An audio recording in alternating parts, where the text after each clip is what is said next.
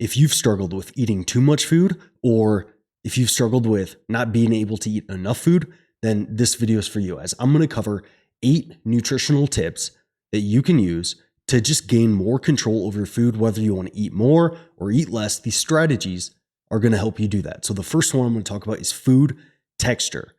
And Dr. Eric Trexler was recently on the Revive Stronger podcast, and he talked about how the texture of a food can result in someone eating more or less food. And more specifically, if a food is more soft, it tends to kind of go down a little bit easier. You can eat it a little bit more quickly, and you tend to consume a bit more food if the texture is just a little softer. And I know for me personally, if I'm eating something like, I don't know, chocolate pudding or something like that, I can eat way more of that compared to something that is hard.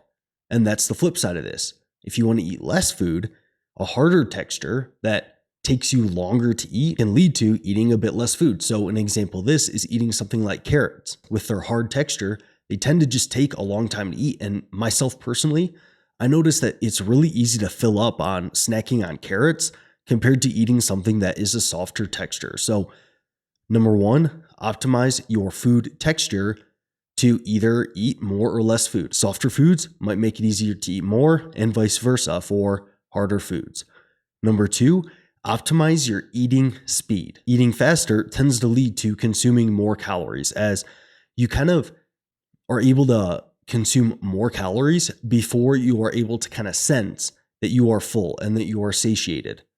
And the opposite is true if you want to eat less calories. Slow down how fast you're eating. Drink plenty of water. Put down the fork between your bites. I know that for me personally. So my girlfriend, she eats super, super slow, which, me being the pig that I am, I need to definitely, when we're like out to dinner or something like that, I need to like consciously set down my fork after every bite, chew my food. I know it's annoying and tedious, but it definitely helps, and it helps you consume less calories overall. All right. So if you want to eat more, eat faster. If you want to eat less, eat slower. Number three, optimize your distractions. So if you are struggling to eat enough food, mindlessly eating throughout the day and eating with a lot of distractions like the TV on and while you're, texting on your phone, those are ways to just kind of mindlessly eat more food.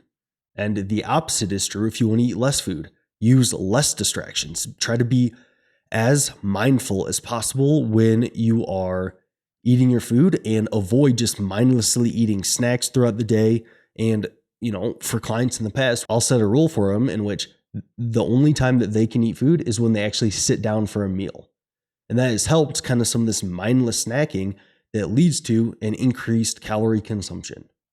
So number three, optimize your distractions. Eat when you're more distracted to eat more food, and eat when you're less distracted to eat less food. Number four, optimize calorie density. So if you're wanting to eat more food, then consume more calorie dense sources.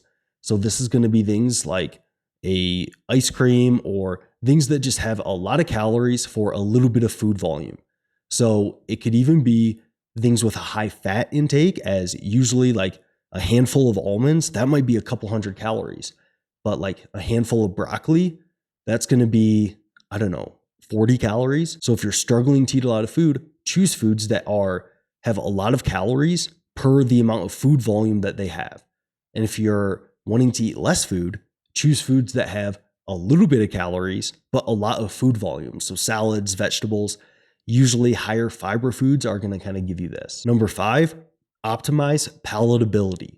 So if you're struggling to eat enough food and you want to eat more, try to eat more palatable foods. So foods that you find extremely tasty.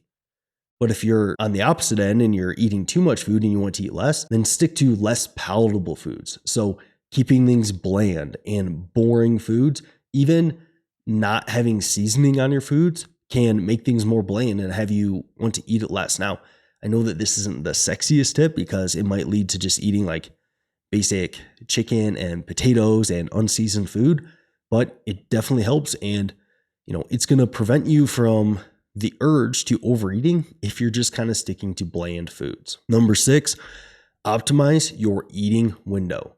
So if you're struggling to eat enough food, then I would not delay that first meal whatsoever. And I would have that first meal as soon as you wake up. I've had clients in the past who have struggled eating food. Like I've had 160-pound guys eating like 4,000 calories a day, and they're just like, help, And for them, it's like, hey, before you go to bed, I want you to make a shake in the morning that you can drink right away that has like, 400 or 500 calories in it, to where we'll mix in like peanut butter and just a calorie dense thing that they can drink in the morning, which this kind of alludes to a tip I have here coming up, but we consume those calories right away. And that really helps us get in all of our calories throughout the day.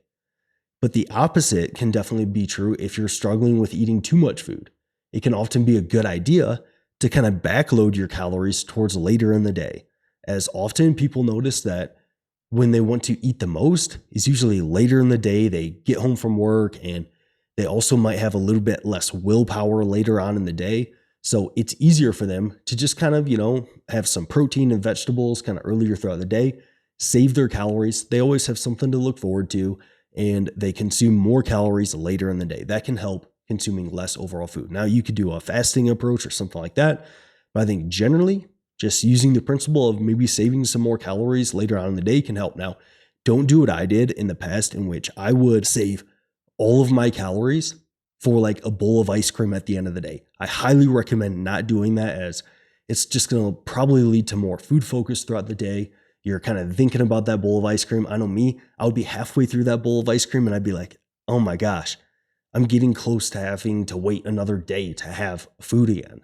So I definitely don't recommend that. That's usually not a good way to develop a healthy relationship with food. So, have a balanced approach here, but just biasing a little bit of your calories towards later on in the day can help a lot of people. And the opposite is true if you're trying to get in enough calories. Do not delay that first meal. Number 7, optimize food processing.